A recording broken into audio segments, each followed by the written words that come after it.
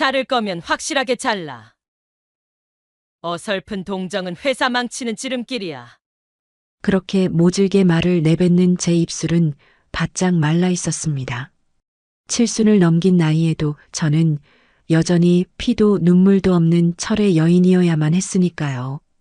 그래야 제가 피땀 흘려 지켜온 이 거대한 성을 누구에게도 빼앗기지 않을 테니 말입니다. 그런데 참 이상하지요? 엘리베이터 문이 닫히던 그 짧은 순간 낡아빠진 구두를 신은 그 아이의 눈빛이 왜 그렇게 가슴에 깊이 박혔을까요? 마치 20년 전 빗속으로 울며 사라지던 제 딸아이의 그 원망 섞인 눈빛처럼 말입니다. 이바구 시작 전에 구독과 좋아요 부탁드리며 끝까지 함께 해주세요. 회장님, 이번 해고 명단입니다. 비서가 내민 서류 봉투가 그날따라 유난히 묵직하게 제 손을 짓눌렀습니다. LK그룹 회장실. 사방이 대리석으로 둘러싸인 이곳은 한겨울 삭풍보다 더 춥습니다. 저는 창밖으로 내려다 보이는 서울 시내를 무감각하게 응시하고 있었습니다.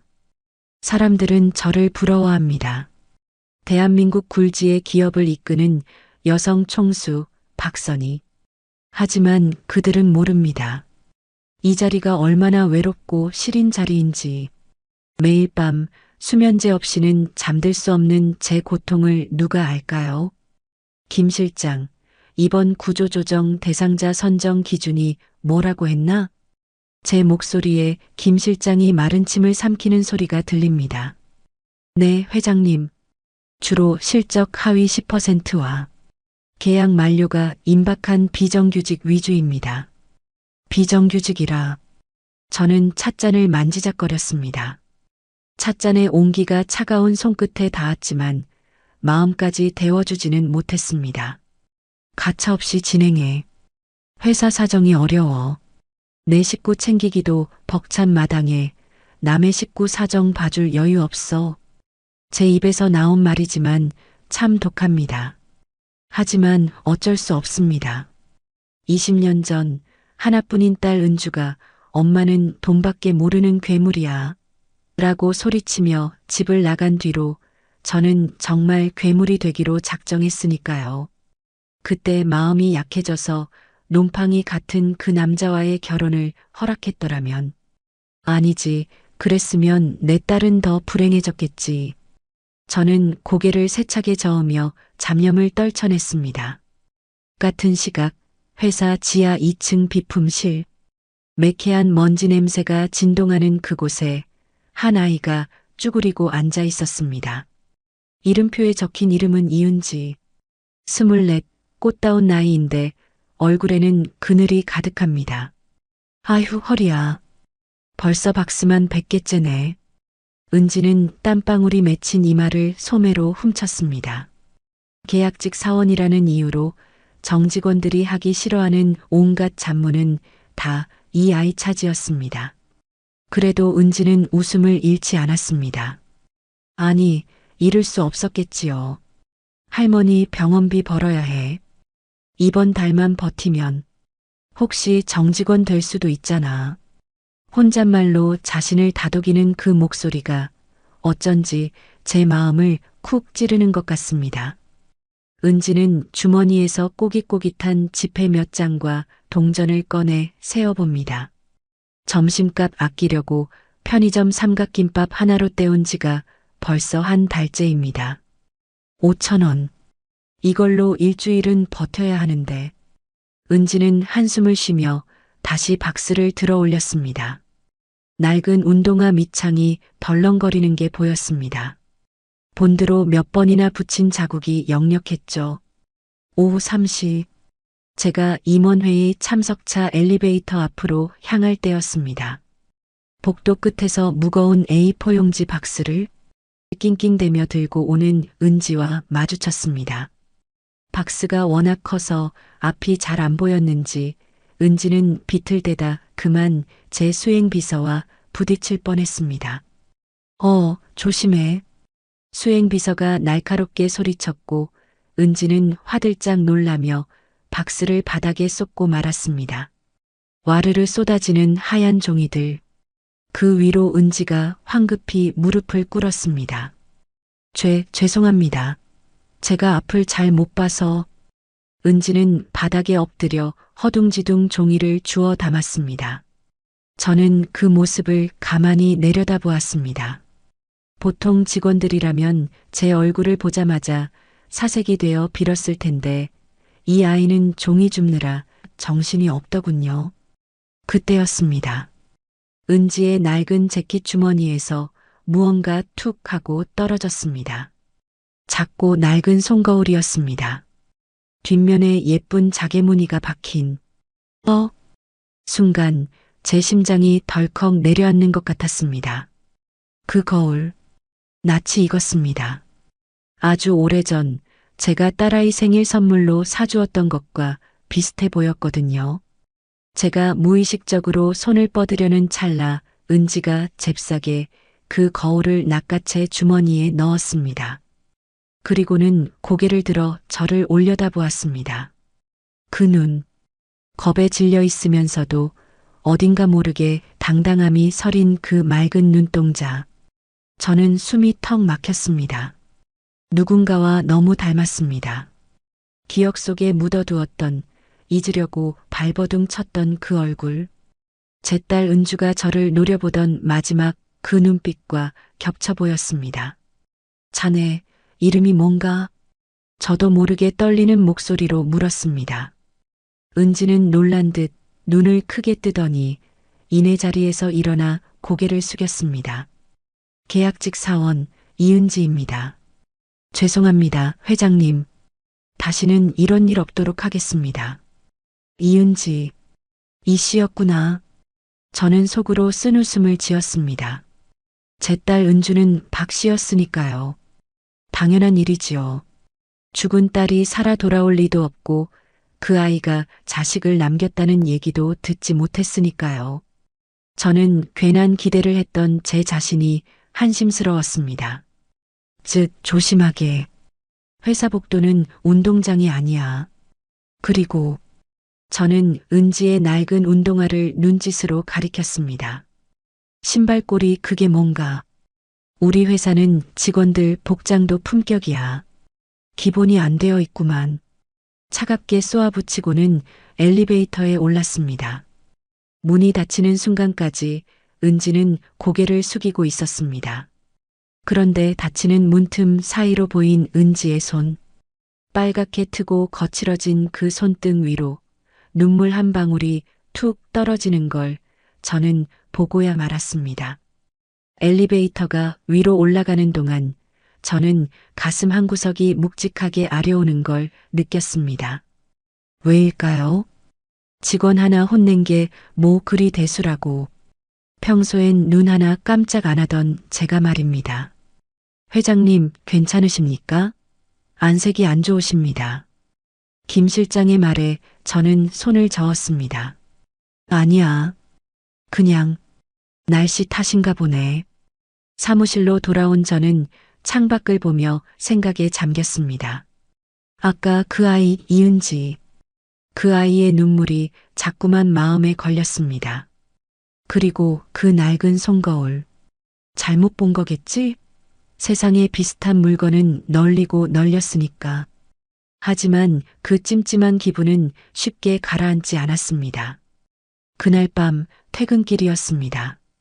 비가 추적추적 내리는 회사 정문 앞. 우산도 없이 가방을 머리에 이고 뛰어가는 그림자가 보였습니다. 아까 그 아이였습니다. 저는 차를 세우라고 할까 하다가 그만두었습니다. 어설픈 동정은 독이야. 스스로에게 되뇌며 차창을 올렸습니다. 빗속을 뚫고 멀어져가는 그 아이의 뒷모습이 마치 20년 전 짐 가방 하나 들고 집을 나가던 제 딸의 뒷모습과 겹쳐져 보였습니다. 집에 돌아온 저는 텅 빈 거실에 앉아 술잔을 기울였습니다. 벽난로 위에는 딸아이의 영정 사진이 놓여 있습니다. 환하게 웃고 있는 은주. 내가 조금만 더 따뜻하게 대해줬더라면 너는 지금 내 곁에 있었을까? 내가 만약 살아서 자식을 낳았다면 아까 그 아이만 한 나이였을까? 은주야, 엄마가 벌 받나 보다. 요즘 들어 내 생각이 자꾸 나는 걸 보니 저는 독한 위스키를 한 입에 털어 넣었습니다. 목이 타들어가는 것 같았지만 가슴속 타오르는 후회보다는 덜했습니다. 다음 날 아침 회사 분위기는 살얼음판 같았습니다. 구조조정 명단 발표가 임박했기 때문이죠. 최 부장이라는 자가 제 방으로 들어왔습니다. 회장님, 1차 정리해고 대상자 명단 추려왔습니다. 저는 무심한 표정으로 서류를 받아들었습니다. 첫 장을 넘기자마자 익숙한 이름이 눈에 들어왔습니다. 계약직 이은지. 어제 복도에서 마주친 그 아이였습니다. 이 직원은 왜 명단에 올랐나? 아, 걔요? 일머리도 없고 눈치도 없고 무엇보다 스펙이 너무 떨어집니다. 고졸에다가 가정 형편도 어려워서 회사 일에 집중을 못해요. 최 부장은 비웃듯이 말했습니다. 저는 잠시 망설였습니다. 어제 그 눈빛이 떠올랐기 때문입니다. 하지만 이내 고개를 끄덕였습니다. 그래, 능력 없는 직원은 내보내는 게 맞지. 알았네. 진행해. 제 손으로 그 아이의 이름 위에 빨간 줄을 그으려는 순간이었습니다. 손끝이 미세하게 떨려왔습니다. 왜일까요? 이 붉은 펜 끝이 마치 그 아이의 가슴을 찌르는 칼처럼 느껴진 것은 붉은 펜이 멈췄던 그 순간의 찜찜함은 불행히도 오래가지 않았습니다. 저는 다시 냉정한 회장 박선희로 돌아와 있었으니까요. 하지만 운명이라는 놈은 참 짓궂습니다. 제가 외면하려 할수록 자꾸만 그 아이를 제 시야 안으로 밀어넣고 있었으니까요. 회장님, 로비 화분 관리가 엉망이라 조치했습니다. 비서실장의 보고를 들으며 출근하던 길이었습니다. 그런데 제 눈길이 머문 곳은 화려한 로비가 아니라 구석진 탕비실이었습니다. 야, 이은지. 너 이거 커피 맛이 왜 이래? 내가 물 조절 잘하라고 몇 번을 말했어. 탕비실 안에서 최 부장의 고함 소리가 쩌렁쩌렁 울렸습니다. 최 부장, 능글맞고 아부 잘하기로 소문난 하지만 일처리는 늘 뒷구멍으로 호박씩 가는 위인입니다. 제가 지나가다 멈칫하자 최 부장은 헐레벌떡 뛰어나와 90도로 허리를 굽혔습니다. 아이고, 회장님, 출근하십니까? 안 그래도 직원들 기강 좀 잡고 있었습니다. 요즘 애들이 영 빠져가지고. 저는 탕비실 안을 힐끔 들여다보았습니다. 은지가 쟁반을 든 채 파들파들 떨고 있었습니다. 뜨거운 커피가 손등에 튀었는지 벌겋게 부어올랐는데도 아픈 내색 하나 못하고 고개만 숙이고 있더군요. 죄송합니다, 부장님. 다시 타오겠습니다. 다시는 무슨, 됐어, 나가. 꼴도 보기 싫으니까. 최 부장이 손을 휘저으며 은지를 내쫓았습니다. 은지는 쫓겨나듯 탕비실을 빠져나와 제 옆을 지나쳤습니다. 그때 은지와 눈이 마주쳤습니다. 금방이라도 울 것 같은, 하지만 꾹 참고 있는 그 눈망울. 어제 엘리베이터 앞에서의 그 눈빛과 똑같았습니다. 독한 기집애. 저는 속으로 혀를 찼습니다. 저런 상황이면 억울해서라도 한마디 할 법한데 미련하게 참기만 하다니. 제 딸 은주도 그랬습니다. 제 앞에서는 죽어도 자존심 굽히지 않으면서 밖에 나가서는 바보처럼 손해만 보고 살았지요. 그 답답함이 겹쳐 보여서일까요? 저는 괜히 화가 치밀었습니다. 최 부장, 직원 교육 좀 똑바로 시켜. 아침부터 소란스럽게 하지 말고. 네, 명심하겠습니다. 아, 그리고 이번 프로젝트 기획안, 제가 밤새워 다시 수정했습니다. 최 부장이 번들거리는 얼굴로 서류를 내밀었습니다. 신규 실버타운 조성 기획안. 내용이 꽤 알찼습니다. 시장 분석도 날카롭고 타겟 설정도 명확했죠. 평소 최 부장 실력이라기엔 너무 훌륭했습니다. 자네가 직접 한 건가? 그럼요. 며칠 밤을 새웠는지 모릅니다. 저는 고개를 끄덕이며 서류를 챙겼습니다. 하지만 저는 몰랐습니다. 그 기획안 뒤편 참고 문헌 목록 구석에 아주 작은 글씨로 작성 보조 이은지라고 적힌 메모가 황급히 지워진 자국이 있었다는 것을, 은지가 며칠 밤을 새워 만든 자료를 최 부장이 통째로 가로챘다는 사실을 말입니다. 그날 오후 저는 머리를 식힐 겸 옥상 정원으로 올라갔습니다. 제가 아끼던 난초 화분이 시들어가서 며칠 전 옥상 한 구석에 내다 버리라고 했던 게 기억났거든요. 그런데 놀라운 광경을 목격했습니다.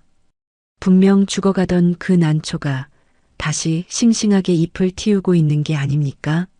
누군가 정성껏 물을 주고 지지대를 세워준 흔적이 역력했습니다. 누가 이런 쓸데없는 짓을. 그때 난초 뒤쪽에서 부스럭거리는 소리가 들렸습니다. 은지였습니다. 점심시간인데 밥도 안 먹고 쪼그리고 앉아서 난초 잎을 닦아주고 있더군요. 너 여기서 뭐 하는 거냐? 제 목소리에 놀란 은지가 벌떡 일어났습니다. 회장님, 죄송합니다. 그냥 꽃이 너무 예뻐서 내가 버리라고 한 거야. 죽은 거 살린다고 상이라도 줄 줄 알았어? 저는 짐짓 차갑게 말했습니다. 사실 속으로는 조금 놀랐습니다. 저 죽어가는 생명을 기어이 살려낸 그 정성이 기특하기도 했으니까요. 하지만 제 입은 마음과 다르게 움직였습니다. 회사 일이나 똑바로 해. 이런 거에 시간 낭비하지 말고. 네, 죄송합니다. 은지는 또다시 죄인처럼 고개를 숙였습니다. 그때 최 부장이 헐레벌떡 옥상으로 뛰어 올라왔습니다. 회장님, 여기 계셨습니까? 이 난초. 제가 아침마다 물 주고 영양제 주고 애지중지 살려놨습니다. 예쁘게 잘 컸죠? 뭐라고? 저는 황당해서 최 부장을 쳐다봤습니다. 방금 은지가 닦고 있었는데, 하지만 은지는 아무 말도 하지 않았습니다. 그저 묵묵히 최 부장 뒤에 서 있을 뿐이었습니다. 자네가 살렸다고? 그럼요. 회장님이 아끼시는 건데 제가 어떻게 그냥 버립니까? 제 정성이 하늘에 닿았나 봅니다. 하하. 최 부장의 뻔뻔한 거짓말. 그리고 은지의 침묵. 순간 저는 은지에게 실망감이 들었습니다. 바보 같은 녀석.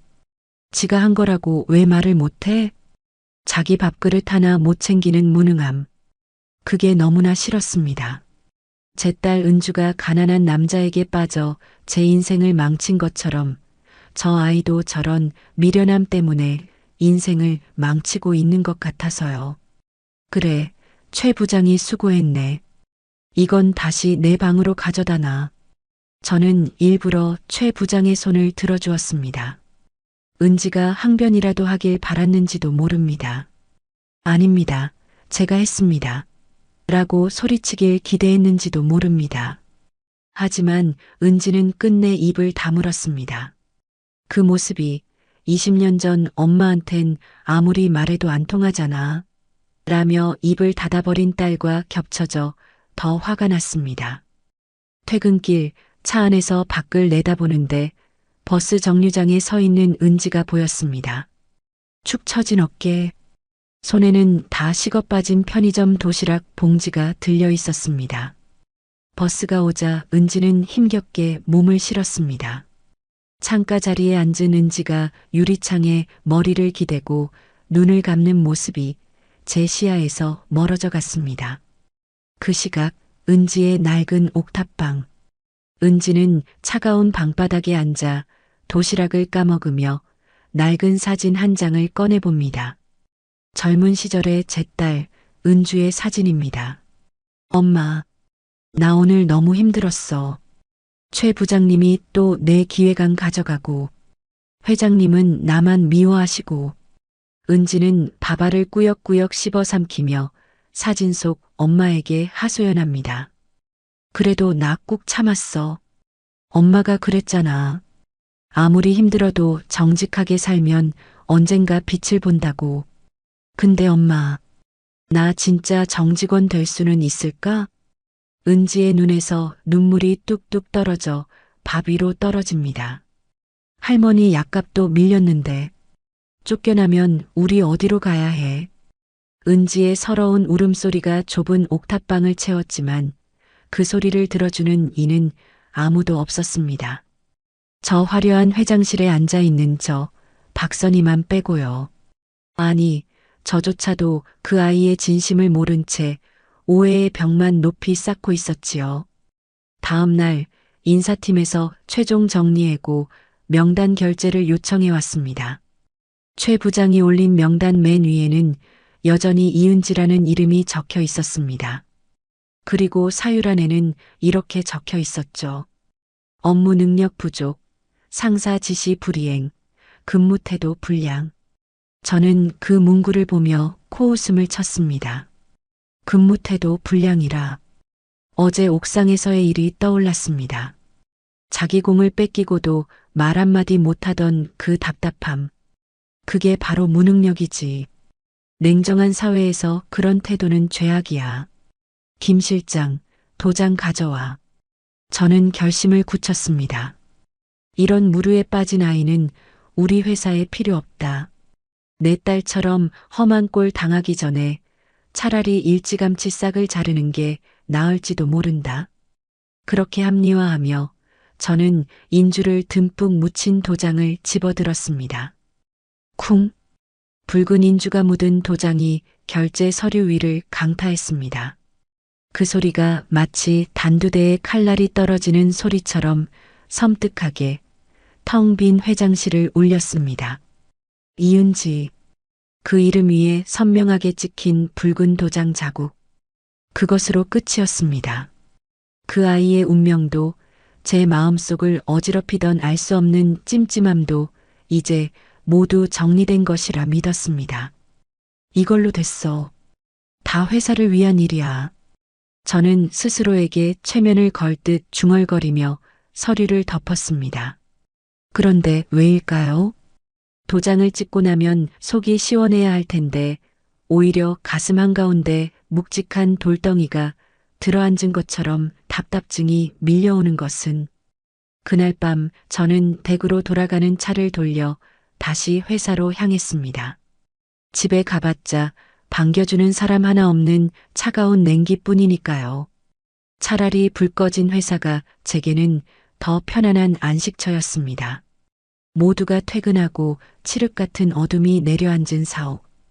경비원들의 인사를 뒤로하고 저는 습관처럼 복도를 걸었습니다. 제 왕국이 잘 건재한지 확인하고 싶었는지도 모릅니다. 또각, 또각. 대리석 바닥을 울리는 제 구두 소리만이 정막을 깨고 있었습니다. 그런데 15층 마케팅팀 사무실 앞을 지날 때였습니다. 문틈 사이로 희미한 불빛이 새어나오고 있었습니다. 이 시간에 누구야? 전기세 아까운 줄 모르고 저는 미간을 찌푸리며 문을 벌컥 열었습니다. 어두운 사무실 구석, 스탠드 불빛 하나의 의지에 모니터와 씨름하고 있는 작은 등. 역시나 그 아이였습니다. 이은지, 지금 시간이 몇 시인데 아직도 이러고 있어? 제 날선 목소리에 깜짝 놀란 은지가 의자에서 벌떡 일어났습니다. 그 바람에 책상 위에 있던 컵라면 용기가 바닥으로 툭 떨어져 국물이 튀었습니다. 아, 회장님. 죄송합니다. 제가 미쳐. 은지는 허둥지둥 휴지를 뽑아 바닥을 닦았습니다. 낡은 카디건 하나를 어깨에 걸친 채 헝클어진 머리로 바닥을 기는 꼴이라니. 그 모습이 너무나 철양맞아서 동시에 제 신경을 긁어서 화가 치밀었습니다. 회사가 자네 안방이야? 냄새나게 라면은 왜 먹고 전기는 왜 낭비해? 죄송합니다. 최 부장님이 내일 아침까지 끝내라고 하신 일이 있어서. 최 부장? 그 인간이 또 제 일을 떠넘긴 모양이군요. 내일이면 해고 통보를 받을 애한테 일을 시키다니. 악랄한 놈. 하지만 저는 그 사실을 알면서도 은지를 몰아세웠습니다. 능력이 없으면 잠을 줄여서라도 했어야지. 핑계 대지 마. 네. 시정하겠습니다. 은지가 고개를 푹 숙였습니다. 그런데 그때였습니다. 은지가 바닥을 닦으며 아주 작게 뭔가를 흥얼거리는 소리가 들렸습니다. 무의식 중에 나온 콧노래 같았습니다. 잘 자라 우리 아가. 앞들과 뒷동산에. 순간 제 머리 위로 벼락이 떨어진 듯 했습니다. 그 노래, 모차르트의 자장가. 20년 전 제 딸 은주가 어릴 적 잠들기 전마다 제게 불러달라고 조르던, 그리고 조금 커서는 지가 힘들 때마다 습관처럼 흥얼거리던 바로 그 노래였습니다. 너, 지금 뭐 부르는 거야? 제 목소리가 심하게 떨렸습니다. 은지는 놀란 토끼 눈을 하고 저를 쳐다봤습니다. 네, 저도 모르게. 죄송합니다. 돌아가신 엄마가 자주 불러주시던 노래라서 힘들 때면 저도 모르게. 엄마가 불러주던 노래. 순간 제 눈앞에 은지가 흐릿해지더니 20년 전의 딸 은주와 겹쳐 보였습니다. 비 오는 날 제 바짓가랑이를 붙잡고 울던 딸의 모습이. 엄마 잘못했어. 한 번만 용서해줘. 나 그 사람 없으면 못 살아. 그때 딸의 목소리와 방금 전 은지의 죄송합니다라는 목소리가 소름 끼치도록 똑같은 톤으로 제 귓가에 웅웅거렸습니다. 눈매, 입술을 깨무는 버릇, 그리고 저주눅 든 어깨까지. 이건 우연이 아니었습니다. 아니, 우연이어야만 했습니다. 아니야. 그럴 리 없어. 은주는 죽었어. 내 딸은 죽었다고. 저는 밀려오는 공포와 혼란을 이기지 못해 뒷걸음질 쳤습니다. 만약 저 아이가 내 딸과 무슨 관계라도 있다면? 아니, 내가 지금 내 손으로 내치려고 도장까지 찍은 저 아이가. 설마, 회장님? 어디 편찮으세요? 은지가 걱정스러운 얼굴로 한 발자국 다가왔습니다. 그 다가옴이 저는 너무나 무서웠습니다. 판도라의 상자가 열리는 것만 같아서요. 오지 마. 저도 모르게 비명을 질렀습니다. 가까이 오지 마. 썩 물러가. 은지는 제 고함에 얼어붙어 그 자리에 멈춰 섰습니다. 영문을 모르겠다는 듯 상처받은 표정. 그 표정을 보자 가슴이 미어지듯 아파왔지만 저는 더 독하게 마음을 먹어야 했습니다. 이 흔들림을 멈추려면 저 아이를 제 눈앞에서 영원히 치워버리는 수밖에 없다고 판단했으니까요. 당장 짐 싸서 나가. 내일부턴 회사에 발도 붙이지 마. 알았어? 회장님, 아직 일이 남았는데. 꼴도 보기 싫으니까 당장 꺼지란 말이야. 저는 도망치듯 마케팅팀 사무실을 빠져나왔습니다. 등 뒤에서 은지의 울먹이는 소리가 들리는 듯 했지만 저는 귀를 막았습니다. 엘리베이터에 올라타서야 거친 숨을 몰아쉬었습니다. 거울 속에 비친 제 얼굴은 하얗게 질려 있었습니다. 마치 귀신이라도 본 사람처럼. 박선희, 정신 차려. 늙어서 노망이 든 거야. 저는 떨리는 손으로 가슴을 움켜쥐었습니다. 심장이 터질 듯이 뛰고 있었습니다. 그 아이는 그저 낯선 타인일 뿐이다. 내 딸을 닮은 건 우연이다. 세상에 닮은 사람은 많다. 수없이 되뇌며 사무실로 돌아왔지만 제 책상 위에 놓인 결제 서류 봉투가 저를 비웃는 것만 같았습니다. 그 안에 들어있는 해고 대상자 명단. 내일 아침이면 공고가 붙고 은지는 회사에서 쫓겨날 것입니다. 그러면 이 찜찜함도 이 불길한 환영도 모두 사라지겠지요. 그래, 잘한 거야. 아주 잘한 거야. 저는 창밖의 어둠을 향해 중얼거렸습니다. 하지만 창문에 비친 제 눈에서는 저도 모르는 새 눈물 한 방울이 흐르고 있었습니다.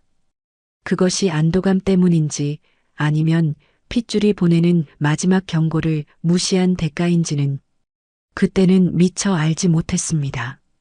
다음 날 아침, 인사팀 직원이 제 방으로 찾아와 서류 봉투를 가져갔습니다. 그 봉투가 제 손을 떠나는 순간 왠지 모르게 손끝이 베인 것처럼 쓰라렸습니다. 이제 정말 끝이다. 인사팀으로 넘어간 서류 봉투는 곧 게시판에 붙을 공고문이 되어 돌아올 것입니다. 그것은 누군가에게는 생존의 끝을 알리는 사형 선고나 다름없겠지요. 저는 애써 창밖을 보며 마음을 다잡았습니다. 어젯밤 들었던 그 자장가 소리가 아직도 귓가에 맴돌았지만 그것은 그저 늙은이의 감상일 뿐이라고 그렇게 치부해 버렸습니다. 하지만 운명은 제 뜻대로 흘러가 주지 않았습니다. 마치 보이지 않는 손이 작정하고 판을 짠 것처럼 그날 아침의 모든 우연들이 저를 단 하나의 진실 앞으로 몰아가고 있었습니다. 오전 10시 마케팅팀 사무실은 폭탄 맞은 듯 아수라장이었습니다. 인사 발령 공고가 떴기 때문입니다. 야, 이은지, 너 짐 싸라. 해고야. 최 부장은 마치 기다렸다는 듯이 은지에게 소리쳤습니다. 다른 직원들은 숨을 죽인 채 눈치만 살피고 있었죠. 은지는 믿기지 않는다는 표정으로 게시판을 쳐다보았습니다. 맨 위에 적힌 자신의 이름. 부장님, 저 정직원 전환 심사 대상자라고 하셨잖아요. 이번 프로젝트만 잘하면. 아, 그거 위에서 까인 걸 나보고 어쩌라고? 그리고 내가 프로젝트 망쳤잖아. 회장님이 어제 너 야근하는 거 보고 혀를 차시더라. 무능하다고. 최 부장은 뻔뻔하게도 제 핑계를 댔습니다. 은지의 얼굴이 하얗게 질려갔습니다. 회장님이 직접요? 그래. 내가 하도 일을 못하니까 직접 자르라고 하셨어. 그러니까 구질구질하게 매달리지 말고 당장 나가. 최 부장은 은지의 책상 위에 있던 박스를 바닥으로 밀어버렸습니다. 와르르 쏟아지는 볼펜, 노트, 그리고 낡은 텀블러. 은지는 바들바들 떨리는 손으로 물건들을 주워 담았습니다. 아무도 도와주는 이가 없었습니다. 다들 자신의 목숨이 위태로운 판국에 계약직 사원을 감싸줄 여유 따위는 없었겠지요. 저는 회장실 모니터로 CCTV 화면을 지켜보고 있었습니다. 화면 속 은지는 울음을 꾹 참으며 짐을 싸고 있었습니다. 어깨가 좁아 보였습니다. 너무나 작고 초라해서 훅 불면 날아갈 것만 같았습니다. 그래, 차라리 잘 된 거야. 여기서 더 상처받느니 딴 데 가서 새 출발하는 게 너한테도 좋아. 저는 비겁한 변명을 삼키며 모니터를 꺼버렸습니다. 차마 그 아이가 쫓겨나는 모습을 끝까지 지켜볼 자신이 없었기 때문입니다. 점심시간이 지났을 무렵 김 실장이 허둥지둥 들어왔습니다. 회장님, 죄송합니다. 아까 인사팀에 보낸 서류 중에 결제 누락된 게 하나 섞여 있어서 다시 가져왔습니다. 뭐, 일 처리를 어떻게 하는 거야? 저는 버럭 소리를 질렀습니다. 가뜩이나 예민해져 있는데 실수라니. 죄송합니다. 최 부장이 급하게 서류를 끼워 넣느라 섞인 모양입니다. 여기. 김 실장이 내민 것은 두툼한 황색 봉투였습니다. 해고 대상자들의 인사 기록 카드 원본이었죠. 원래대로라면 인사팀 창고로 직행했어야 할 서류들이 비서의 실수로 다시 제 책상 위로 돌아온 것입니다. 두고 나가봐. 저는 신경질적으로 손을 휘저었습니다. 김 실장이 나가고 다시 방 안에는 정적만이 감돌았습니다. 책상 위에 놓인 황색 봉투. 그것이 마치 저를 노려보는 것 같았습니다. 그냥 결제함에 넣으면 그만이야. 그렇게 생각하며 봉투를 집어드는데 봉투 입구가 살짝 벌어지며 종이 한 장이 툭 튀어나왔습니다. 맨 위에 놓여있던 이력서, 증명사진 속의 은지가 저를 빤히 쳐다보고 있었습니다. 촌스러운 정장, 어색한 미소, 하지만 묘하게 당당한 눈빛. 이은지. 저는 홀린 듯이 그 이력서를 집어들었습니다. 어젯밤 도망치듯 외면했던 그 아이의 얼굴을 이제는 피할 곳도 없이 정면으로 마주하게 된 것입니다. 손끝이 떨려왔습니다. 그냥 덮어버리면 되는데, 그냥 쓰레기통에 넣어버리면 되는데, 이상하게도 제 눈은 자꾸만 이력서 하단, 가족사항란으로 향하고 있었습니다. 쿵, 쿵, 쿵. 심장 소리가 귓가에 크게 울렸습니다. 마치 판도라의 상자를 여는 기분이었습니다. 이걸 보면 안 된다는 본능적인 공포와 확인해야만 한다는 운명적인 이끌림이 팽팽하게 맞섰습니다. 부모님은 계신가? 고아라고 했던가? 스쳐 지나가는 호기심. 그 사소한 호기심이 제 인생을, 그리고 그 아이의 인생을 송두리째 바꿔놓을 줄은 그때는 정말 몰랐습니다. 저는 마른 침을 삼키며 천천히 시선을 아래로 내렸습니다. 이력서의 가족사항란. 보통은 부가 먼저 적혀 있을 그 자리에 익숙한 글씨체로 적힌 낯선 이름이 보였습니다. 광계모, 성명 박은주. 순간 시간이 멈춘 것 같았습니다. 박은주? 내 딸 이름이랑 똑같네. 흔한 이름이니까. 그렇게 넘기려던 찰나 그 옆에 적힌 주민등록번호 앞자리가 눈에 들어왔습니다. 제 숨이 턱 막혔습니다. 1978년 5월 12일. 제가 난산 끝에 낳았던 세상에서 가장 예뻤던 내 딸 은주의 생일. 그리고 결정적으로 그 옆 비고란에 적힌 사망이라는 두 글자, 옆, 보호자, 서명란의 필체. 동글동글하면서도 끝이 살짝 올라가는 어릴 적 제가 붓글씨를 가르치며 교정해 주었던 바로 그 필체였습니다. 이게 뭐야?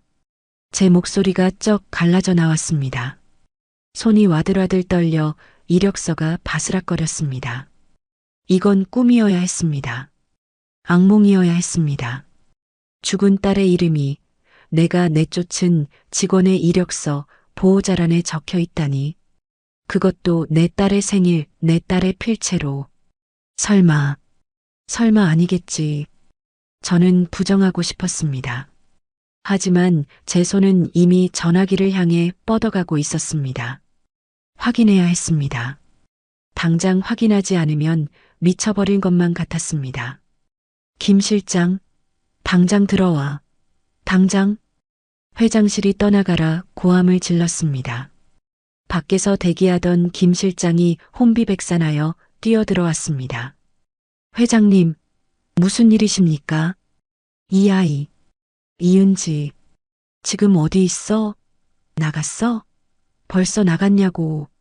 저는 이력서를 김 실장 얼굴에 들이밀며 악을 썼습니다. 제 눈에서는 저도 모르게 눈물이 뚝뚝 떨어지고 있었습니다.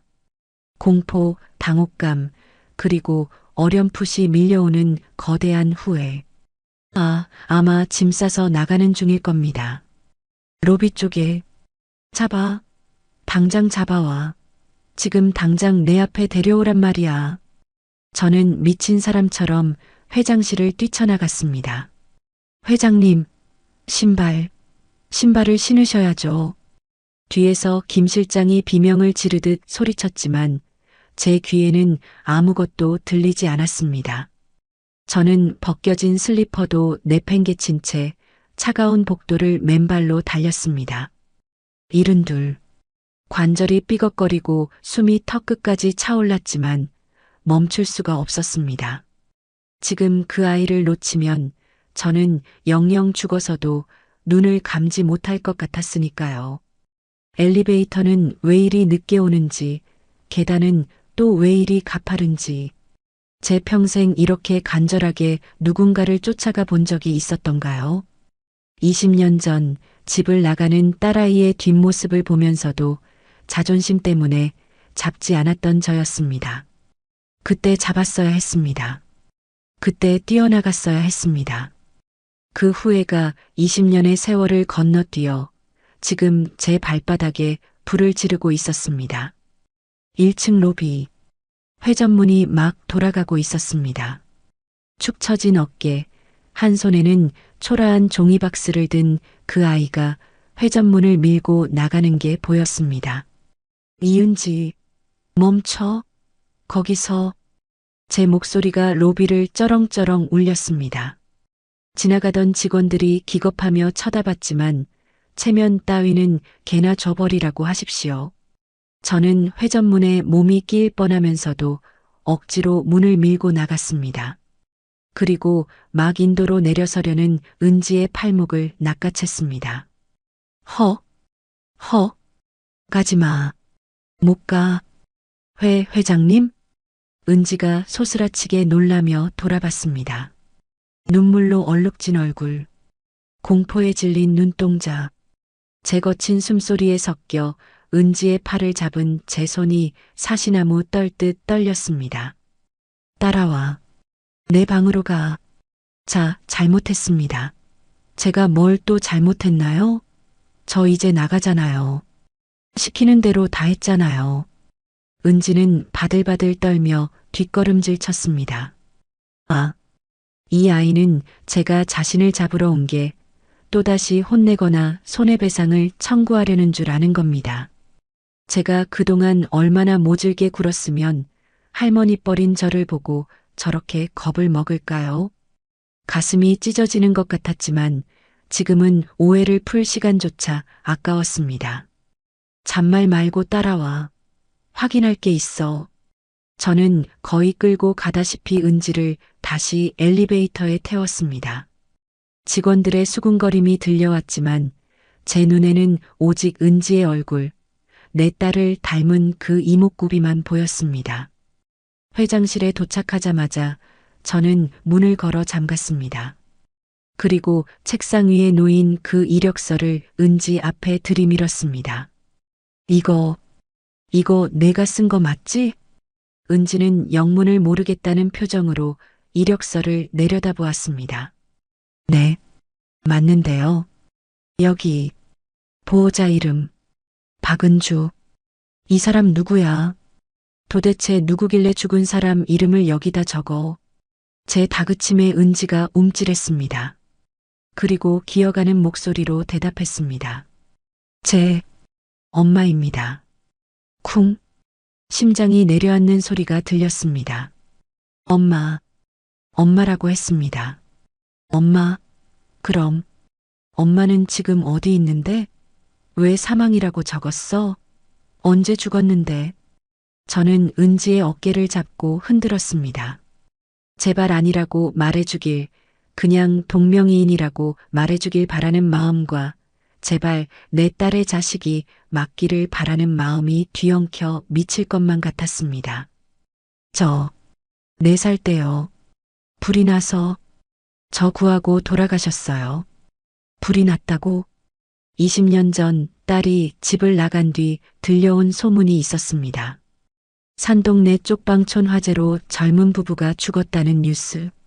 그때 저는 설마 아닐 거라고, 내 딸이 그렇게 비참하게 죽었을 리 없다고 애써 외면했었습니다. 그런데 그게 사실이었다니. 거짓말하지 마. 증거 있어? 내가 그 사람 딸이라는 증거 있냐고.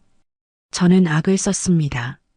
믿고 싶지 않은 진실 앞에서 저는 발악하고 있었습니다. 은지는 울먹이며 주머니를 뒤적거렸습니다. 그리고 낡고 빛바랜 사진 한 장을 꺼내 제 앞에 내려놓았습니다. 이거 엄마랑 찍은 유일한 사진이에요. 제가 거짓말하는 거 아니에요. 저는 떨리는 손으로 사진을 집어들었습니다. 사진 속 배경은 허름한 단칸방. 하지만 그 속에서 환하게 웃고 있는 젊은 여자는 틀림없는 제 딸 은주였습니다. 그리고 그 품에 안겨 젖병을 빨고 있는 갓난아기. 그 아기의 발목에 붉은 점이 선명했습니다. 제 딸 은주도 발목에 똑같은 점이 있었는데 그 유전이 핏줄의 증거가 사진 속에 고스란히 박혀 있었습니다. 아, 아, 입에서 짐승 같은 신음이 터져 나왔습니다.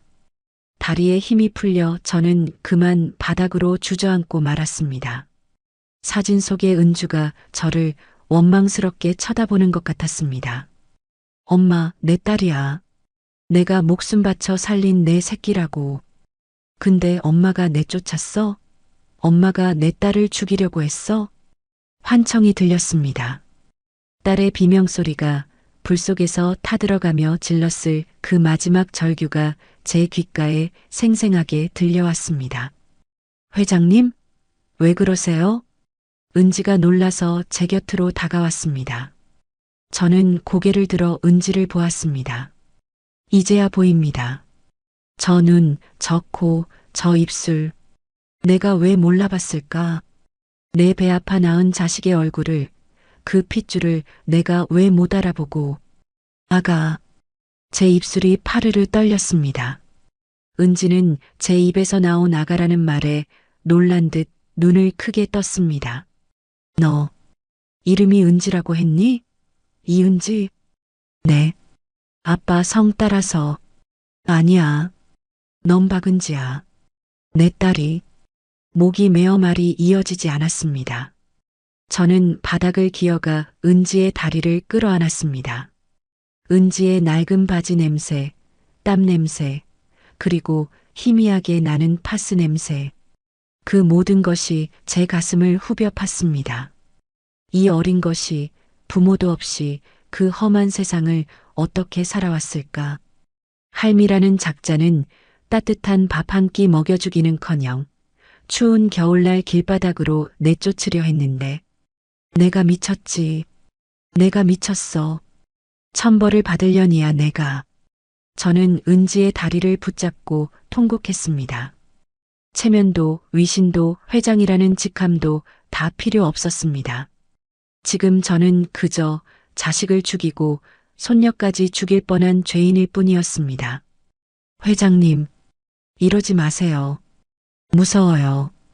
은지는 영문을 몰라 같이 울음을 터뜨렸습니다. 갑자기 돌변한 제 모습이 공포스러웠겠지요. 하지만 저는 멈출 수가 없었습니다. 내 손으로 찍은 그 붉은 해고 도장이 마치 내 손녀의 이마에 찍은 낙인 같아서 제 가슴을 주먹으로 치고 또 쳤습니다. 으엉. 내 새끼. 불쌍한 내 새끼. 제 통곡 소리가 넓은 회장실을 가득 메우고 있었습니다.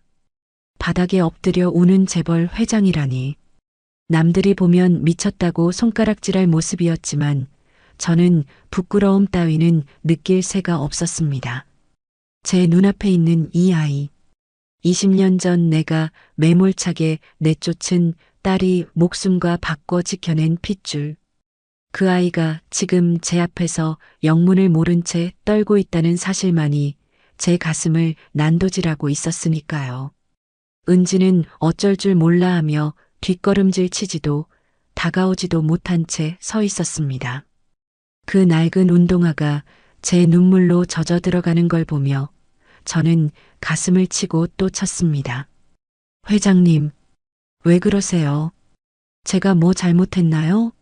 제발 이러지 마세요. 은지가 울먹이며 무릎을 꿇고 제 어깨를 잡았습니다. 그 손길이 그 따뜻한 온기가 닿자마자 저는 감전된 듯 고개를 들었습니다. 은지야, 내 딸 은주, 내 엄마가 바로 내 딸이란다. 제 목소리는 갈라져서 쇳소리가 났습니다.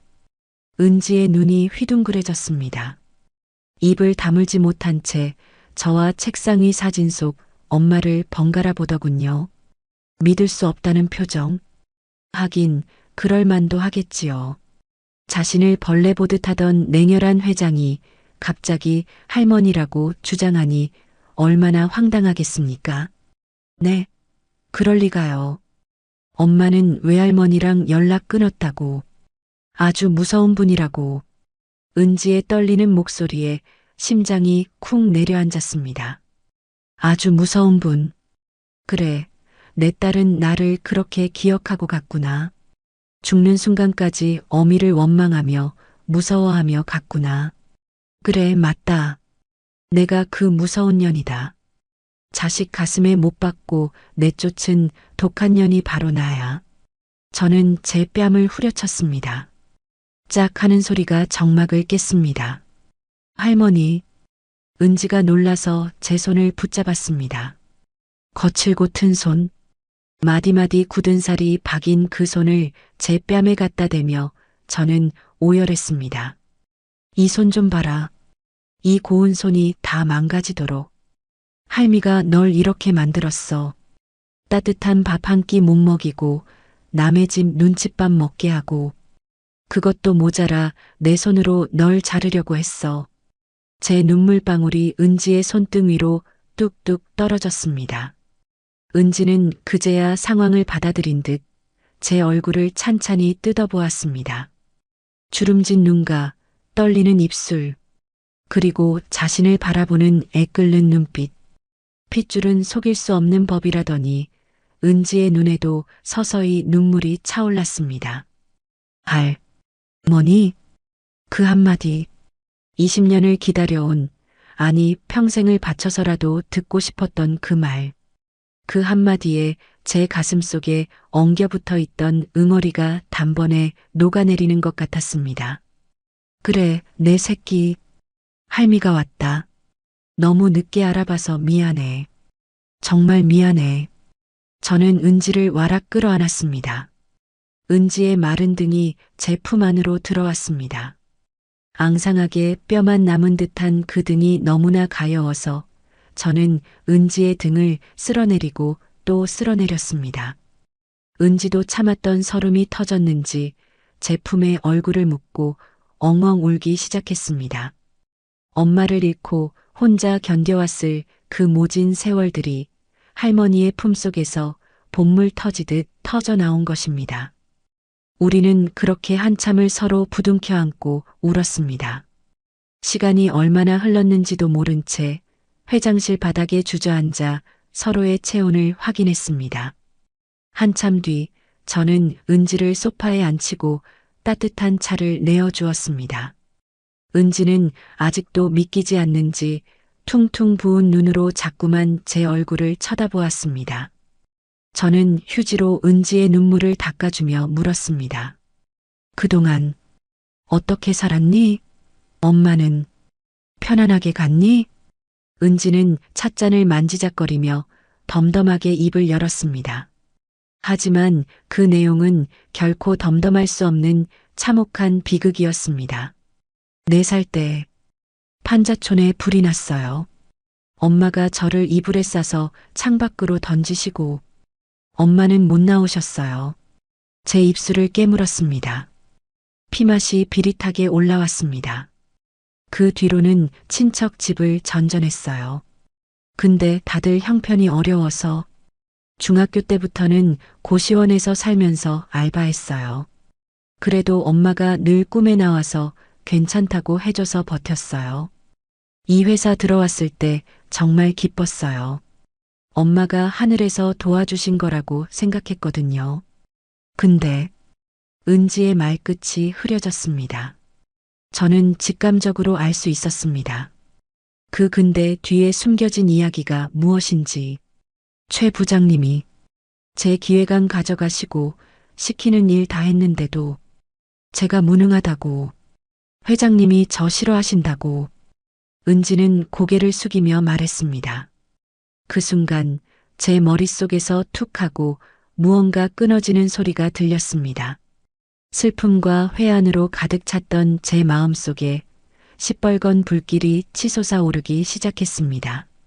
최 부장, 그 능글맞은 웃음을 흘리며 내 앞에서 아부를 떨던 그 작자, 내 눈과 귀를 가리고 내 손녀의 피를 빨아먹고 심지어 나를 속여 내 손녀를 사지로 내몰려 했던 그 악마 같은 놈.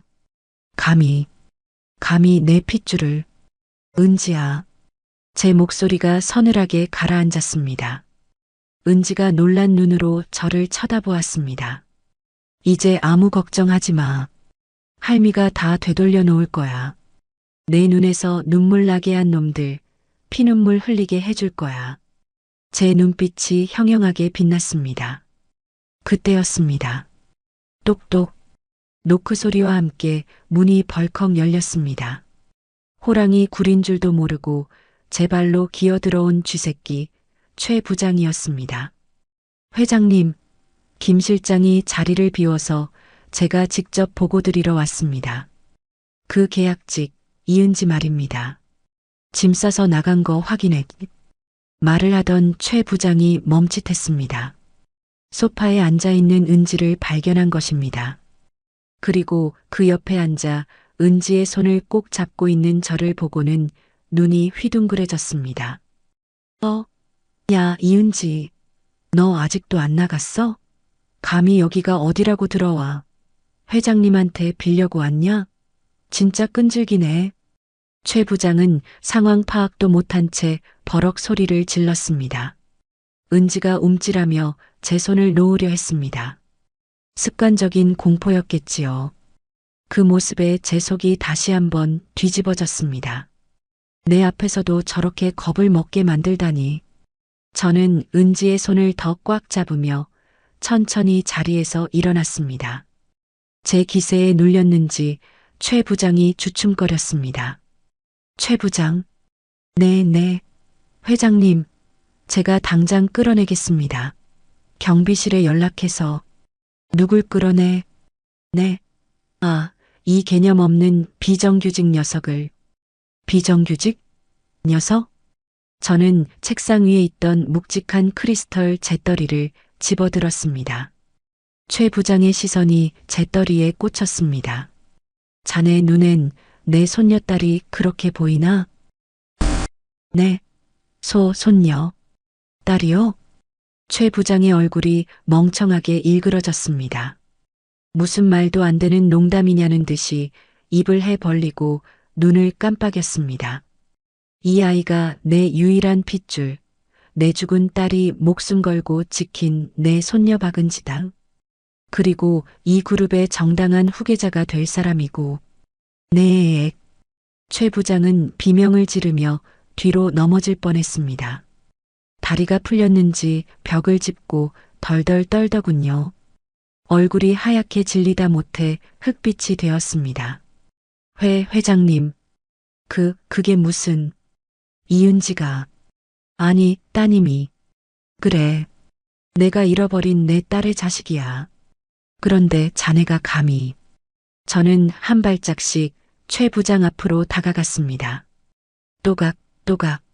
제 구두 소리가 그의 심장을 짓밟는 소리처럼 들렸을 겁니다. 내 눈을 속이고 내 손녀를 종 부리듯 부려먹고 공까지 가로채? 그것도 모자라 해고까지 시켜? 잘못했습니다. 저는 몰랐습니다. 정말 몰랐습니다. 회장님. 알았으면 제가 감히 어떻게. 최 부장은 바닥에 넙죽 엎드려 빌기 시작했습니다. 비굴하기 짝이 없는 모습.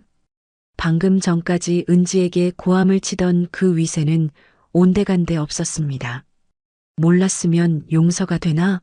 남의 귀한 자식 눈에 피눈물 나게 해놓고 몰랐다는 말로 퉁치려고? 저는 싸늘하게 내려다보았습니다. 은지야. 네. 할머니.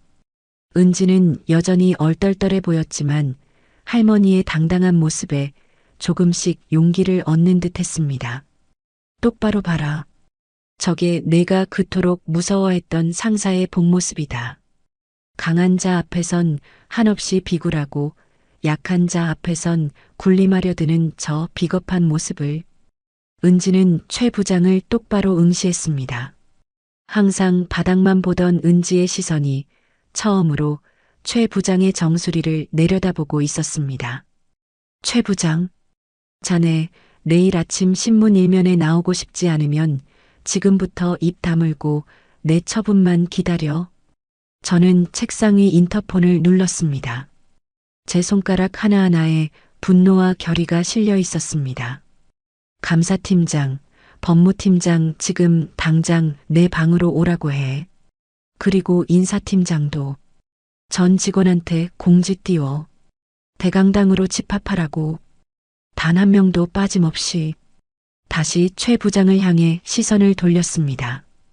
그는 이미 넋이 나간 상태였습니다. 내 손녀가 겪은 고통, 이자까지 쳐서 돌려줄 테니까. 각오해. 제 서슬 퍼런 선언에 회장실 공기가 얼어붙었습니다. 은지는 제 손을 꼭 잡았습니다. 그 손에서 전해지는 온기가 저를 더 강하게 만들었습니다. 이제 더 이상 철의 여인은 외롭지 않았습니다. 지켜야 할 소중한 존재, 내 목숨보다 귀한 내 새끼가 생겼으니까요. 맹수는 새끼를 건드린 자를 절대 살려두지 않는 법입니다. 이제 사냥을 시작할 시간이었습니다. 지금 즉시 전 직원 대강당으로 집합하세요. 예외는 없습니다. 10분 내로 모이지 않으면 금일부로 사표 수리하겠습니다. 회장실 마이크를 통해 전 사옥에 울려 퍼진 제 목소리는 서리빨보다 차가웠습니다. 평온하던 오후에 LK그룹 본사 건물 전체가 순식간에 아수라장이 되었습니다. 회장님의 긴급 소집 명령. 그것도 사표라는 단어까지 거론된 초유의 사태였습니다. 엘리베이터는 10,000원이었고 계단으로 뛰어내려가는 발자국 소리가 전쟁통을 방불케 했습니다. 저는 회장실 전신 거울 앞에서 옷매무새를 가다듬었습니다. 검은 정장에 진주 목걸이, 늘 입던 전투복 같은 차림이었지만 거울 속 제 눈빛만은 확연히 달랐습니다. 도끼와 아집으로 똘똘 뭉쳐있던 예전의 박선희는 없었습니다. 대신 제 옆에는 은지가 서 있었습니다. 제 수행 비서가 급하게 백화점을 털어오다시피 해서 공수해 온 단정한 네이비색 원피스를 입은 은지. 평생 입어본 적 없는 고급 옷감에 쑥스러운 듯 자꾸만 옷자락을 만지작거렸지만 씻고 꾸며놓으니 제 딸 은주보다 훨씬 더 기품이 있고 아름다웠습니다. 은지야, 준비됐니? 네, 할머니. 근데 정말 괜찮을까요? 사람들이 저를. 은지는 여전히 불안한 기색이 역력했습니다. 평생을 숨죽여 살아온 아이, 늘 을의 위치에서 눈치만 보던 아이가 하루아침에 수백 명의 시선을 받아야 한다는 게 얼마나 큰 공포일지 짐작이 갔습니다. 저는 은지의 차가운 손을 두 손으로 감싸 쥐었습니다. 고개 들어라. 어깨 펴고. 너는 죄 지은 거 없다. 죄는 저들이 지었고 내가 지었지. 오늘은 내가 세상에서 가장 당당해야 할 날이야. 알겠니? 은지는 제 눈을 깊이 바라보았습니다. 할머니의 단단한 믿음이 전해졌는지 흔들리던 눈동자가 조금씩 자리를 잡아갔습니다. 은지가 천천히 고개를 끄덕였습니다. 네. 할머니 믿고 해볼게요. 그래, 가자. 우리 손녀딸 얼마나 예쁜지 세상 사람들한테 자랑 좀 하자. 저는 은지의 손을 꽉 잡고 회장실 문을 나섰습니다. 마치 전장에 나가는 장수처럼, 하지만 그 어느 때보다 든든한 천군만마를 얻은 기분으로. 대강당은 500명이 넘는 직원들로 발 디딜 틈이 없었습니다. 웅성거림이 파도처럼 일렁이다가 제가 단상 위로 올라가자 일순간 찬물을 끼얹은 듯 숨소리조차 들리지 않을 만큼 고요해졌습니다. 저는 마이크 앞에 섰습니다. 제 옆에는 은지가 고개를 약간 숙인 채 하지만 꼿꼿하게 서 있었습니다. 직원들의 시선이 일제히 은지에게 쏠렸습니다. 제 계약직 이은지 아니야? 제가 왜 저기 있어? 오늘 잘린 거 아니었어? 회장님이랑 무슨 일이지? 옷은 또 왜 저렇게 차려입었대? 수군거리는 소리가 들려왔습니다. 저는 헛기침을 한 번 하고 좌중을 천천히 둘러보았습니다. 그리고 무대 한쪽 구석 감사팀 직원들에게 양팔을 붙들린 채 무릎 꿇고 있는 최 부장을 손가락으로 가리켰습니다. 오늘 이 자리는 우리 회사의 썩어 빠진 환부를 도려내고 제가 잃어버렸던 양심을 되찾기 위해 마련했습니다. 제 목소리가 스피커를 타고 강당 구석구석까지 쩌렁쩌렁 울렸습니다. 마케팅팀 최 부장, 자네가 저지른 짓을 내 입으로 읊어줄까? 아니면 자네 입으로 전 직원 앞에서 실토하겠나? 최 부장은 고개를 들지 못한 채 바들바들 떨기만 했습니다. 이미 얼굴은 사색이 되어 있었죠. 저는 비서에게 눈짓을 했습니다. 곧바로 대형 스크린에 감사팀이 확보한 자료들이 띄워졌습니다. 첫 번째 화면은 은지가 작성한 실버타운 기획안 원본 파일의 속성 정보였습니다. 작성자 이은지. 두 번째 화면은 최 부장이 그 파일의 작성자명을 자신의 이름으로 바꾼 로그 기록이었습니다. 세 번째 화면, 그리고 네 번째 화면. 탕비실 CCTV 영상이 재생되었습니다. 최 부장이 은지에게 뜨거운 커피를 끼얹으려 위협하고 인격을 모독하는 폭언을 퍼붓는 장면이 적나라하게 공개되었습니다. 야, 이 거지 같은 게. 너 같은 건 쓰다 버리는 소모품이야. 스피커에서 흘러나온 최 부장의 육성에 강당 안은 경악으로 물들었습니다. 저런 쓰레기 같은. 와, 진짜 너무하다. 이은지 씨 거를 다 뺏은 거야? 여론은 순식간에 반전되었습니다. 은지를 무시하고 비웃던 직원들의 얼굴이 부끄러움으로 붉게 달아올랐습니다. 그들도 알게 모르게 최 부장의 악행에 동조했거나 방관했으니까요. 저는 다시 마이크를 잡았습니다. 분노를 꾹꾹 눌러 담은 목소리로 말했습니다. 이런 자가 부장 자리에 앉아 내 눈과 귀를 가렸습니다. 가장 성실하고 유능한 직원을 무능하다는 누명을 씌워 내쫓으려 했습니다. 그리고 저는 그 거짓 노름에 놀아나 도장을 찍어준 어리석은 늙은이였습니다. 좌중이 술렁거렸습니다. 회장이 자신의 과오를 인정하는 건 상상도 못한 일이었으니까요. 저는 잠시 숨을 고르고 옆에 서 있는 은지를 바라보았습니다. 그리고 떨리는 손을 들어 은지의 어깨를 감쌌습니다. 그리고 오늘 여러분께 꼭 소개하고 싶은 사람이 있습니다. 모두의 이목이 집중되었습니다. 침 삼키는 소리조차 들리지 않을 긴장된 순간, 여기 서 있는 이은지 사원. 저는 은지의 손을 번쩍 들어 올렸습니다. 이 아이는 20년 전 제가 가슴에 묻었던 제 딸 박은주의 하나뿐인 핏줄, 제 친손녀입니다. 강당이 떠나갈 듯한 비명과 경악의 소리가 터져 나왔습니다. 여기저기서 말도 안 돼, 손녀라고? 세상에. 하는 탄식이 쏟아졌습니다. 최 부장은 그 소리를 듣자마자 헉 하는 소리와 함께 그 자리에서 기절하듯 쓰러졌습니다. 자신이 괴롭히던 말단 계약직이 회장의 핏줄이었다니 그 공포와 절망감은 이루 말할 수 없었겠지요. 저는 어리석게도 제 핏줄을 알아보지 못하고 제 손으로 내치려 했습니다. 이 아이가 겪은 고통의 절반은 저 악한 자들의 탓이지만 나머지 절반은 바로 못난 이 할미의 탓입니다. 저는 직원들이 보는 앞에서 은지를 향해 돌아섰습니다. 그리고 천천히 무릎을 꿇었습니다. 강당 안은 충격으로 다시금 정적에 휩싸였습니다. 회장이 그것도 수백 명의 직원 앞에서 무릎을 꿇다니. 은지야, 할미가 잘못했다. 정말 잘못했다. 내 새끼를 못 알아보고 너를 춥게 하고 배고프게 하고 울게 만들었어. 이 못난 할미를 용서해다오. 제 진심 어린 사과에 은지의 눈에서 참았던 눈물이 본물 터지듯 터졌습니다. 은지는 황급히 무릎을 꿇고 저를 끌어안았습니다. 할머니, 그러지 마세요. 전 괜찮아요. 정말 괜찮아요. 아니야. 넌 사과받을 자격이 있어. 그리고 보상받을 자격도 있어.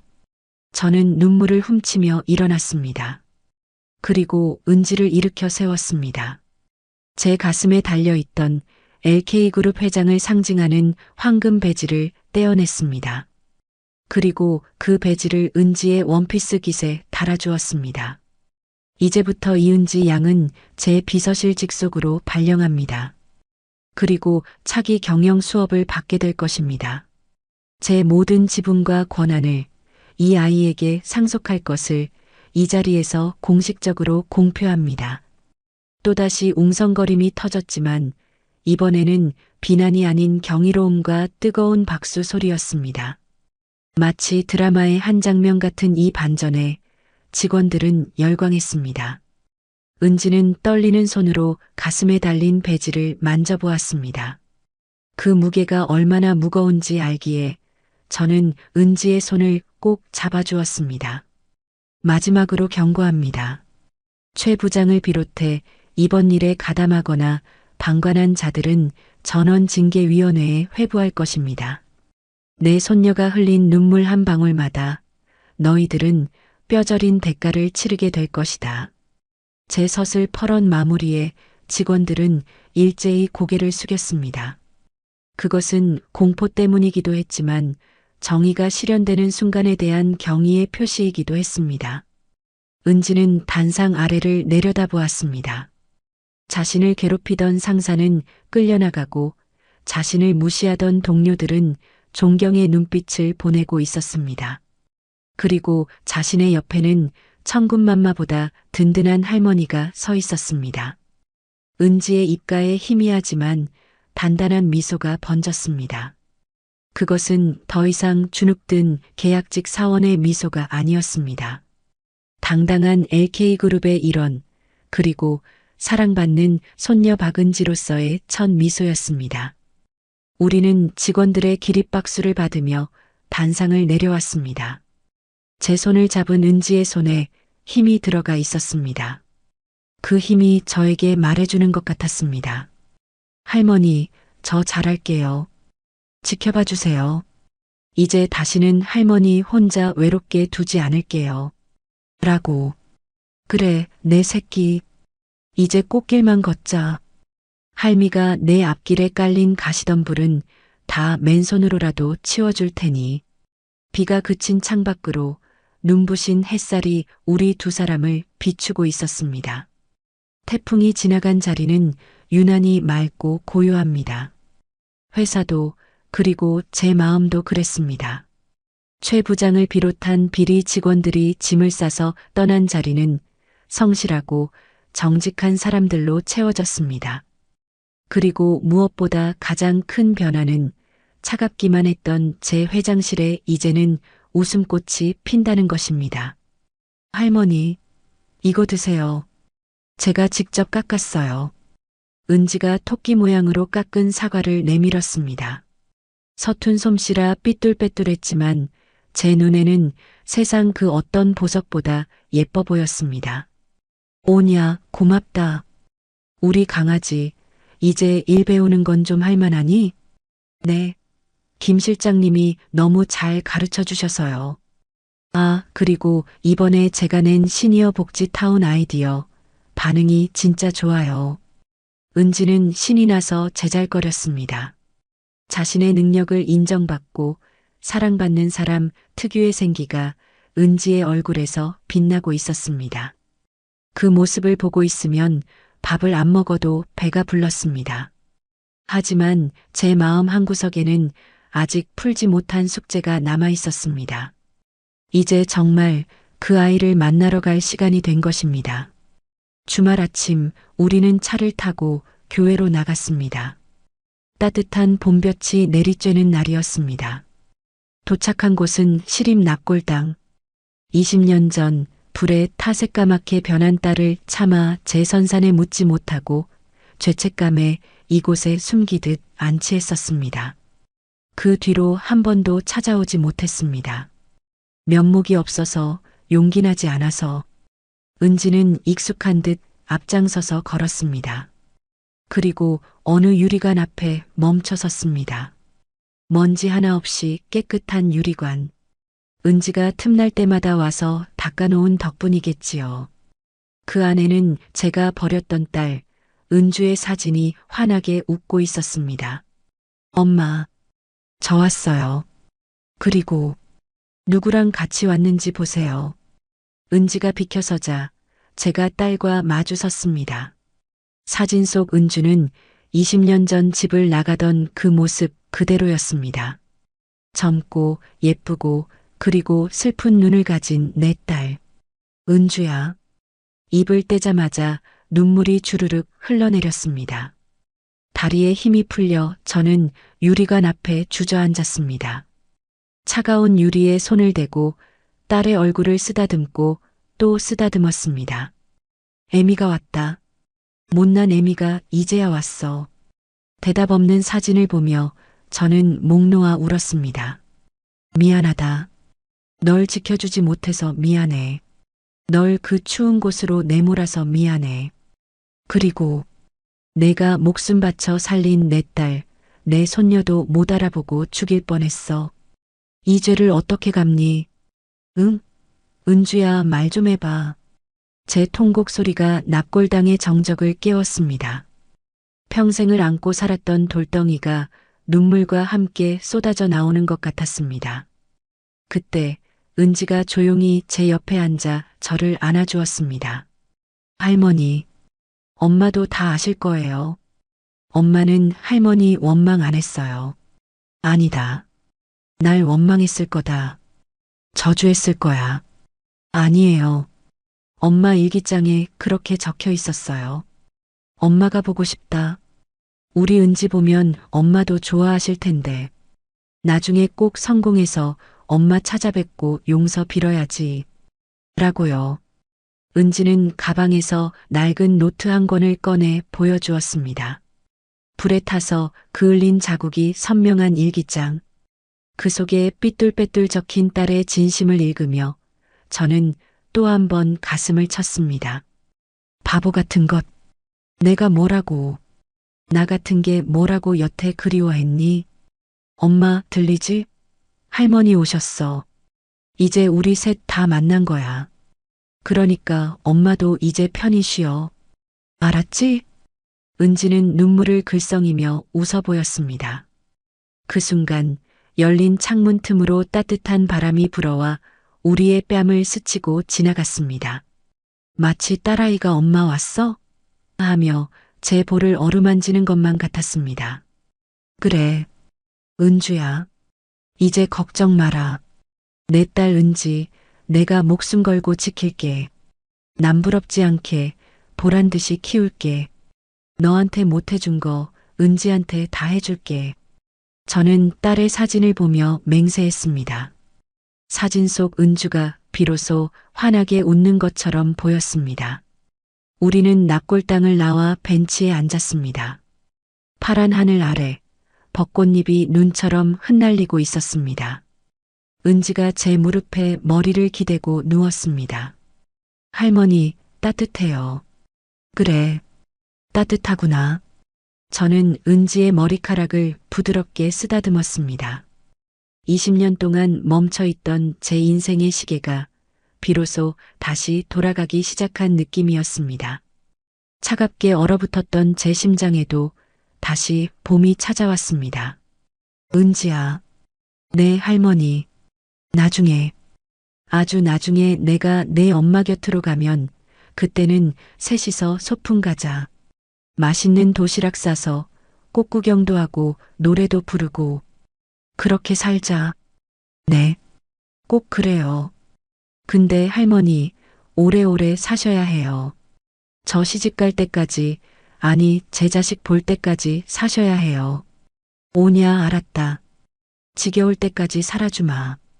우리는 서로를 마주보며 웃었습니다.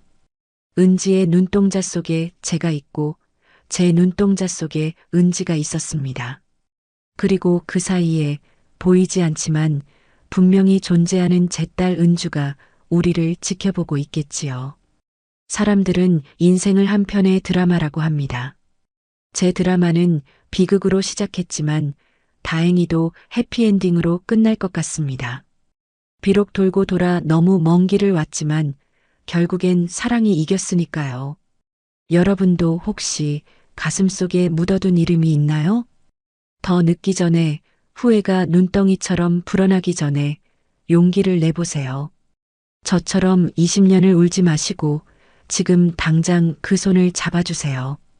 봄은 기다리는 사람에게만 오는 게 아니라 용기 내어 문을 여는 사람에게 더 빨리 찾아오니까요. 저기 은지가 저를 부르며 뛰어갑니다. 이제 저도 가봐야겠습니다.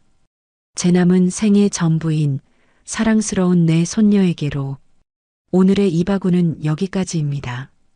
끝까지 함께 해주셔서 감사드리며 구독과 좋아요 눌러주시면 놀라운 인생 사연들을 누구보다 먼저 무료로 만나보실 수 있습니다.